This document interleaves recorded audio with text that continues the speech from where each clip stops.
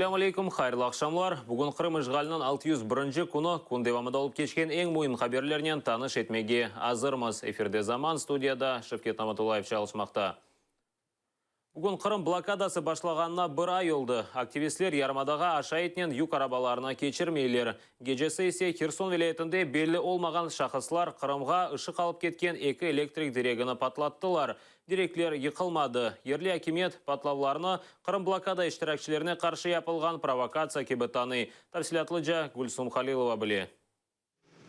Түневін кече Чангар янында ерлешкен Мелитополь Джанкой электрик теремелер белі олмаған инсанлар тарафындан патлатылды. Буағлар ярдымы иле Қырымға ышық кете. Бұзылған тіремені Чангар янында кезінген блокада активистлері ойлядылар. В очередь сообщили об этом правоохранителям, и дальше они уже предпринимали меры государственного реагирования.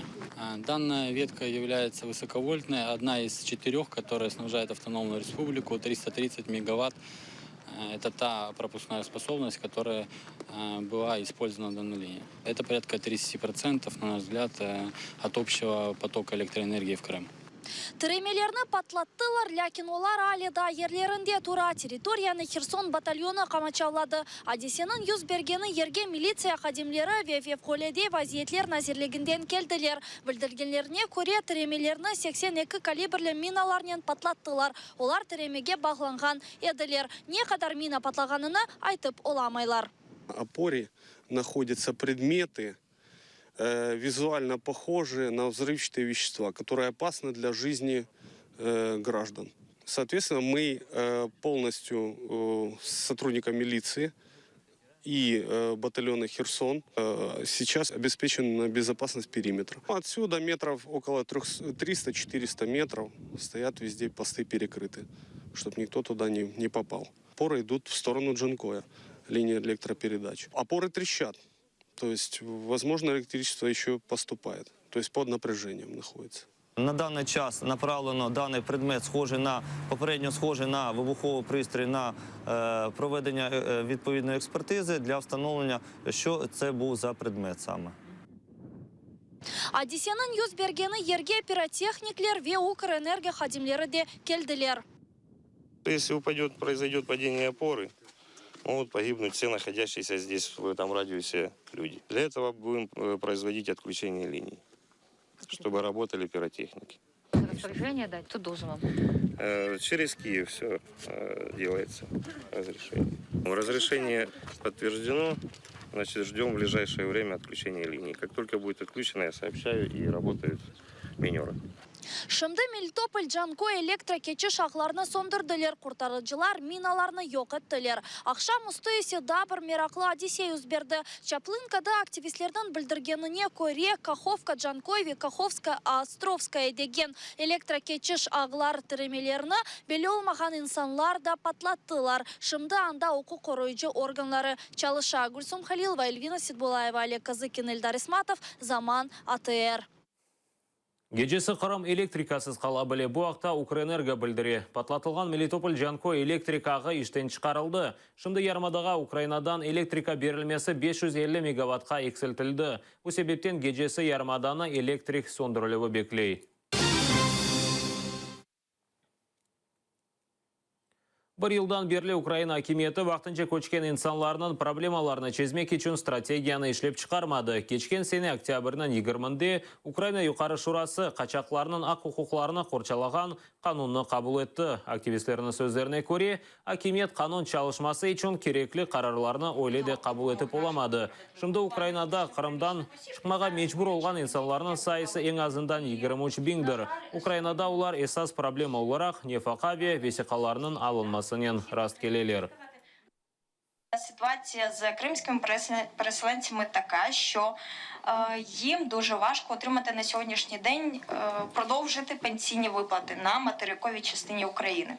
Справа в тому, що пенсійний фонд вимагає у таких осіб паперову пенсійну справу. І запит до цього Кримського пенсійного фонду може надходити від наших пенсійних установ через Російську Федерацію.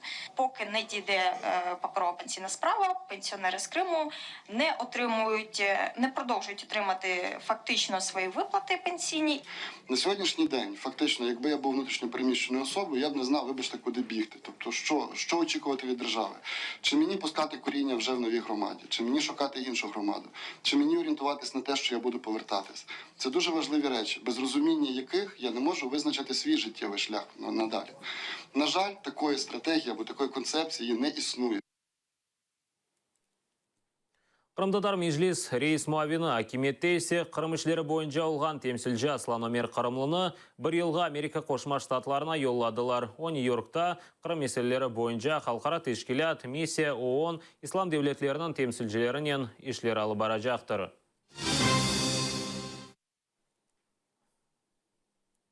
Қырым сакиллері ичтимай илачханелерде инсулин олмағанына шикайет етелер. Шақши илачханелерде инсулин бар, ләкин оны параға сатын алмақ керектір. Не үшін о қадар кереклі олған инсулин ичтимай илачханелерде тапмаға қиын олғанына бізім мұғберлеріміз огренді. Ситхалил инсулин шишелерны веш шприц костери. 18 ел девамында обу шейлерны куллана. Инсулин диабет хасталарына ичтимай эпханелерде бедава беріле. Бір құту екі айға еті. Ситхалилның сөзлеріне көре, кечелері оңа келешкен инсулин ичтимай эпханеде биткенini білдірділер. Пошел в поликлинику, они мне говорят, что такого инсулина нету и в ближайшее время не будет. Возможно, что вообще не будет. Переходите на другой инсулин, либо покупайте в аптеке. Перейти на другой инсулин я не могу, так как 18 лет уже на одном инсулине, а на другой перейти очень тяжело и со здоровьем потом вообще проблемы. Инсулин кытылығының себеплеріні поликлиникада аңлатмадылар. Санки меселе сынырда олған проблемаларнен бағылы. Ама инсулин Русияда чықарыла. Бұндан да ғайры шақси әпханелерде инсулин бар. Бір құтының фияты 1000 рубле. Каждый раз покупать каждые 2 месяца инсулин тоже тяжеловато, потому что пенсию по инвалидности выплачивают всего там 10-10,5 тысяч. Это приходится покупать инсулин, а на остальное я не знаю, где брать средства. Крым формация ичтимай әпханелерде олған инсулин қытылыға қында Қырым баш Назиры Муавины Лариса Апанасюкда білдірген еді. Оның сөзлеріне көре Ақмежде сәкенлері Назирлер шурасына шекет етелер. Крым формация шirketінің мудиры Вячеслав Добрецов есе бұл мәліметні ред ете. Оның айтқанына көре әпханелерде инсулин бар, век Крым формацияға бір кімсе шекет етмеді. Русияде Крымнаш китабыны нешір еттілер муэлифі Елена Лукьянова. О китап сайфелерінде Қырым ішғаліне өз мұнасибетін ачықлады ве Қырым Русия эмайысіне кечкені қанонсыз олғанын да избатлай. Китап кичік тиражден шықты, оны Русияде тарқатмаға планлаштыралар, муэлиф емин китапны Қырымға тарқатмаға бермезділер. Зачем я это сделала? Потому что народ, проживающий на Крымском полуострове, это живые люди, и их тоже нельзя тудым-сюдым. Это вам не бутерброд, на котором можно поменять ветчину или колбасу. Елена абсолютно грамотно и точно, юридически верно в своей статье доказала, что решение о присоединении Крыма не имеет законных оснований. Закон был нарушен. И Валерий Зуркин, по сути, в своем ответе это даже не отрицает. Тогда возникает вопрос, а на чем тогда было основано решение президента Путина о присоединении Крыма к России? Еще возникает вопрос, а имеет ли право президент принимать подобные решения? Думаю, вполне очевидно, что ответа на эти вопросы мы не найдем ни в Конституции, ни в действующем законодательстве. Мне бы хотелось обратиться ко всем, кто считает присоединение Крыма справедливым, и в частности к нашему президенту. Хотел бы он однажды в новостной ленте прочитать вот такую новость. Председатель КНР Си Цзиньпин заявил, что Сибирь стала частью Китая не потому, что мы хотим что-то укусить, урвать, и не из-за того, что территория имеет стратегическое значение в Евразии. Это элемент исторической справедливости, подчеркнул председатель КНР. Какова судьба распространения этой книги на территории Крыма и России? Значит, на территории Крыма не знаю. Думаю, что на территории Крыма ее трудно будет распространить. А в России, неожиданно для меня, книжка пока что издана очень маленьким тиражом, но уже за 2 недели практически кончается, по крайней мере, 1/3 этого тиража почти ушла. Я думаю, что нам придется ее допечатывать. Коммунистлер Русияда Путин өлім жазасына қайтарғанын істейлер. Бұл вақытта Девлет Думасында коммунистлер фырқазасы Вадим Соловьев білдірді. Бөлет бұсыны Девлет ішчілеріне қаршы япылған жинайетлерінен бағлайлар. Евелісі есе Бөлет бұсыны Чечня президенті Рамзан Кадыров сеслендірген еді. О есе өлім жазасына террористлер үшін қайтармақ керек олғанын білдірді.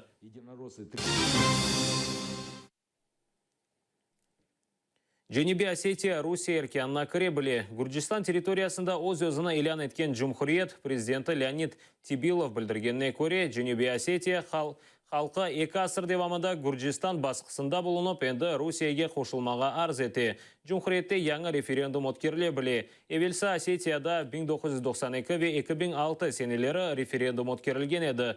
90-шы сенелері осетинлер Русия еркянна қошылмақ үшін чоқлық ненірей берділер. 2006 сенесі есе айры мұстақылы Джумхуриет үшін. 2008 сенесі есе Русия ве Гурджистан арасында олып кечкен жеңктен сон Москва Женебе Осетияны мұстақыл девлет оларақ таныды. Халқара тешкілатлар есе Москва таныған 2 регионны да Гурджистан территориясы кебі көре.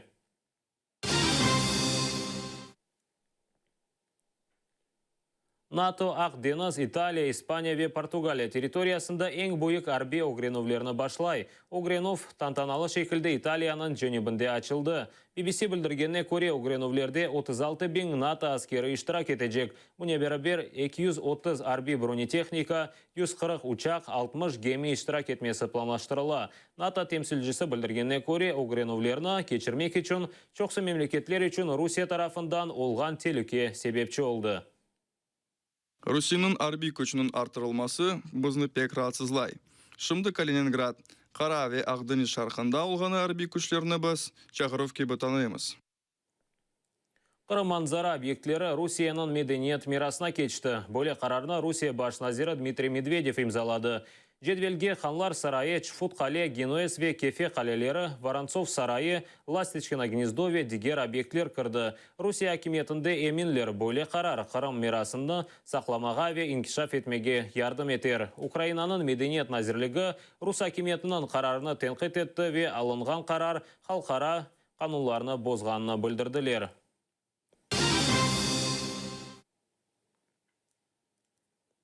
Омыз кемігінің саркомасы 7 яшлы Зейнеп Каримоваға икімлер барды бөле диагноз белгіледілер. Яқында қызчық амелияттан кечті, оның сол еліні ампутация яптылар. Шынды қызының ана бабасы оның омыры үшін күреше, оғде ұзын тедавилев беклей. Я верю, очень верю и надеюсь и знаю, что мой ребенок выздоровеет. Зейнепнің анасы Зарема Каримова қызның хасталығы ақында көзешсіз екеге етіп оламай. Екімлерден қорқыншлы диагнозын ешіткенінден берлі оның яшайшы деңішті. Қызчыққа сол омызы кемігінің остеоген саркомасы диагнозыны қойдылар. Мы узнали это в мае. Ребенок в школе в игры играли и упал, и ударился этим плечом левым. Мы обратились к травматологу, снимок сделали, сказали, что просто ушиб и все пройдет. Через месяц мы переделали снимок, сказали, что был перелом и он зажил. Когда уже обратились в область, там уже нам травматолог детский сказал, что это у ребенка онко. Зейнеп 7 яшында бұл ел 12-ші сыныфқа баражақ еді. Хасталық себебінден қызчық тәтелеріні хастаханеде кечірді. Айлесі есе 4 ай евелсі Киевге келмеге мечбур қалды. Здесь специалисты хорошие, и нам, если в Крыму сказали, что ампутируем руку, здесь нам пообещали протезирование, что сохраним ручку ребенку, но, к сожалению, не получилось это сделать. То, что она без ручки, это ничего страшного. Люди выживают, живут и без рук, и бывают счастливее, чем даже те, которые с руками и ногами. Қызчықның еліні 2 ай евелсі кестілер. Ал азырда Зейнеп тедавиленмеге девам еті. Химиотерапия кече. 18 сеанстан 5-ні енді кечірді. Огунде да девамлы тедавилев. Еще 13. Год лечения приблизительно, если ребенок себя хорошо восстанавливает. Есть химия, которая не сильно влияет на вот этот желудочно-кишечный тракт. Там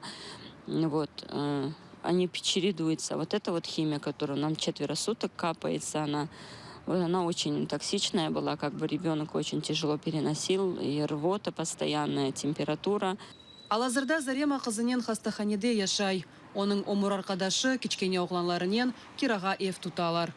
Здесь негде уйти, вот отпускают между химиями, перерыв бывает, когда у ребенка здоровье позволяет.